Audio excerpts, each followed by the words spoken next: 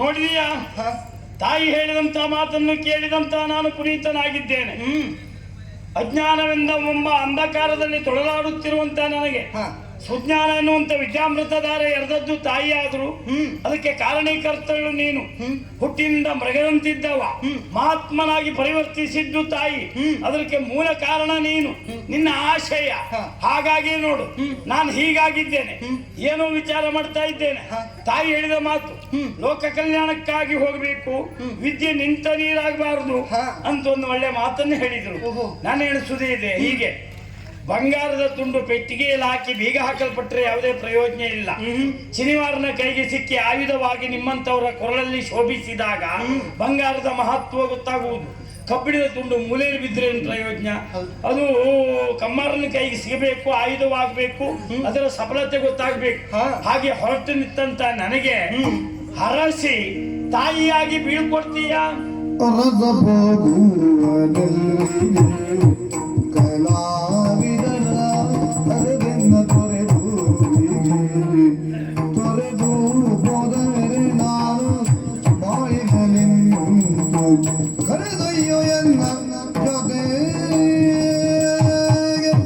ಆಶ್ಚರ್ಯ ಆಗುತ್ತದೆ ನಿಮ್ಮ ಮಾತನ್ನ ಕೇಳಿ. ಯಾಕೆ? ನಿಜವಾಗಿ ನಿಮ್ಮ ಪಾದ ಸೇವೆಯನ್ನು ಮಾಡಬೇಕಾದವಳು, ನಿಮ್ಮಲ್ಲಿ ಆಶೀರ್ವಾದವನ್ನು ಬೇಡಬೇಕಾದವಳು ನಾನು ಅಂತಿರುವಾಗ ನನ್ನಲ್ಲಿ ತಾಯಿಯಾಗಿ ಹರಸಿ ಬೀಳ್ಕೊಡು ಎನ್ನುವುದಾಗಿ ಹೇಳ್ತಾ ಇದ್ದೀರಲ್ಲ ಸ್ವಾಮಿ. ಯೋಚನೆ ಮಾಡಿ ನೋಡಿ, ಅಗ್ನಿ ಸಾಕ್ಷಿಯಾಗಿ ಸಪ್ತಪದಿಯನ್ನು ತುಳಿದು ನನ್ನ ಕೊರಳಿಗೆ ಮಾಂಗಲ್ಯ ಧಾರಣೆಯನ್ನು ಮಾಡಿದವರು ತಾವು ಅಂತಿರುವಾಗ ನಾನು ನಿಮ್ಮ ಪಾದಕ್ಕೆ ಎರಗಬೇಕು, ನಿಮ್ಮಲ್ಲಿ ಬೇಡಿಕೊಳ್ಳಬೇಕಾಗುತ್ತದೆ.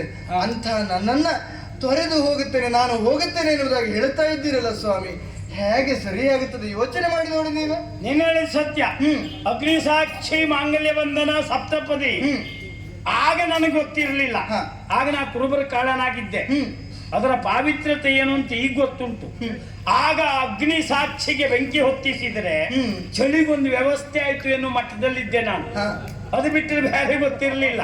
ಹಾಗಾದ್ರೆ ಮಂತ್ರಿಯ ಚಡಿಯ ಏಟಿಗೆ ಹೆದರಿ ಅವ್ನು ಹೇಳಿದ ಕೆಲಸ ಮಾಡಿದ್ದೇನೆ ಬಿಟ್ರೆ ಅದರ ಅರ್ಥ ಗೊತ್ತಿಲ್ಲ. ಅರ್ಥ ಗೊತ್ತಿರದೆ ಹೋಗ್ಲಿ. ಈಗ ನೀನ್ ಹೇಳ್ದ ಹಾಗೆ ಗಂಡ ಹೆಂಡತಿಯೋ ಆದದ್ದು ಹೌದು ಹೌದು ಒಂದುಂಟು. ಏನು? ಸಂಸಾರದಲ್ಲಿ ಬಿದ್ದು ತೊಳಲಾಡುವುದಕ್ಕೆ ನಾನು ಆಸಕ್ತನಲ್ಲ. ಯಾವ ಇಷ್ಟವೋ ಅದರ ಮೇಲೆ ನನಗಿಲ್ಲ. ಹಾಗಾಗಿ ನಾನು ಲೋಕ ಕಲ್ಯಾಣಕ್ಕೆ ತಾಯಿ ಹೇಳಿದಂತೆ ಹೋಗಲೇಬೇಕಾದ್ದು ನನ್ನ ಕರ್ತವ್ಯ. ಲೋಕ ಕಲ್ಯಾಣಕ್ಕೆ ಹೋಗುವಾಗ ನನ್ನ ಚಿತ್ತ ಅತ್ತ ಇತ್ತ ಇಲ್ಲ, ಮುಂದೆ ಅತ್ತ ಅಂತ ನೋಡ್ಬೇಕು ಸ್ವಾಮಿ. ಹೆಣ್ಣಿನ ಬದುಕೇ ಹಾಗೆ.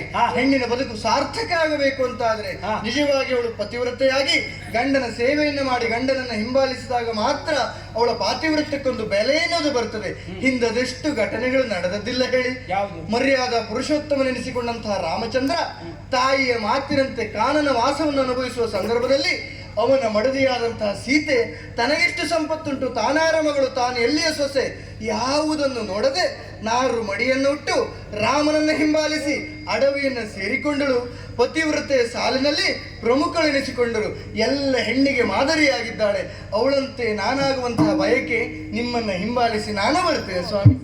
ಸೀತಾದೇವಿ ರಾಮನ ಜೊತೆಯಲ್ಲಿ ಕಾಡಿಗೆ ಹೋಗ್ಲು ಪತಿವ್ರತೆ ಆದ್ಲು. ಹೌದು. ಲಕ್ಷ್ಮಣ ಕಾಡಿಗೆ ಹೋಗ್ಲಿಲ್ವಾ? ಹೋಗಿದ್ದಾನೆ. ಅವನ ಹೆಂಡತಿ ಊರ್ಮಿಳೆ ಅವನ ಒಟ್ಟಿಗೆ ಹೋಗ್ಲಿಲ್ಲಲ್ಲ. ಹೌದು. ಎನ್ನುವ ಕಾರಣಕ್ಕಾಗಿ ಊರ್ಮಿಳೆ ಬಜಾರಿ ಅಂತ ಯಾರಾದ್ರೂ ಹೇಳಿದ್ದಾರಾ? ಅದಿಲ್ಲ. ಅವಳು ಸಾಧ್ವಿ ಶಿರೋಮಣಿ ಅಂತಲೇ ಹೇಳಿಸ್ಕೊಂಡಿದ್ದಾಳೆ.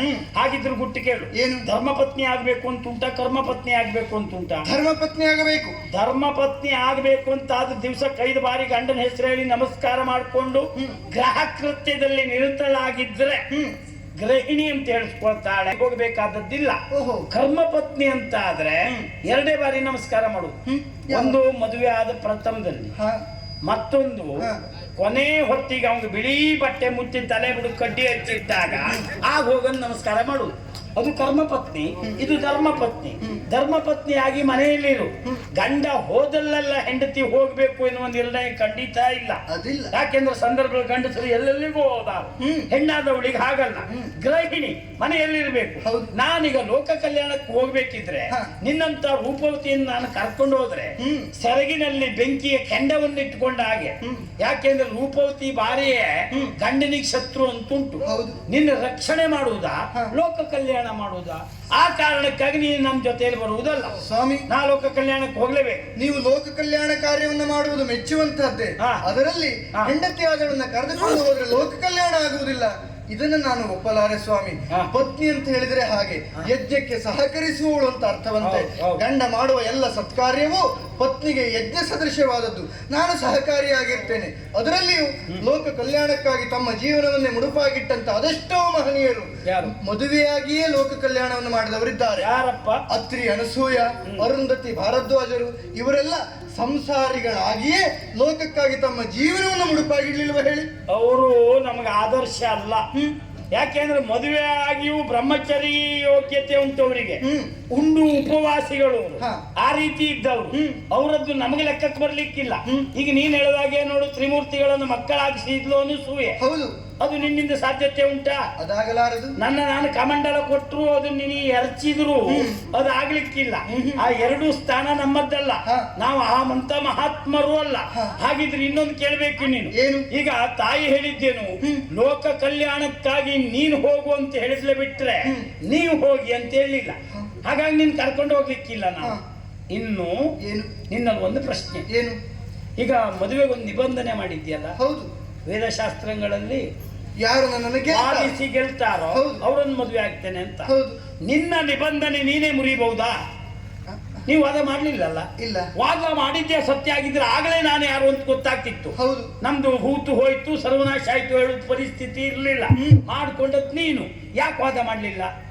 ನಿಮ್ಮನ್ನು ನೋಡಿದ ಆ ಕ್ಷಣದಲ್ಲಿ ನನ್ನ ಯೋಚನೆಯೋ ತಾಯಿಯ ಯೋಜನೆಯೋ ಅರಿಯೇ ವಾದ ಮಾಡಬೇಕು ಅಂತ ಅನಿಸಲಿಲ್ಲ. ಮನಸಾರೆ ಒಪ್ಪಿಕೊಂಡು ಬಿಟ್ಟೆ. ತಾಯಿಯ ಕೃಪೆಯೇ ಇರಬಹುದು. ಅದು ನಿನಗೇನಿಸ್ತು? ವಾದ ಮಾಡಬೇಕು ಅಂತ ಅನಿಸ್ಲಿಲ್ಲ. ಹೌದು. ಈಗ ನಿನ್ನ ಕರ್ಕೊಂಡು ಹೋಗ್ಬೇಕು ಅಂತ ಅನಿಸೋದಿಲ್ಲ ನನಗೆ. ಯಾಕೆ? ಯಾಕೆ? ಅದಕ್ಕೂ ಅವಳೇ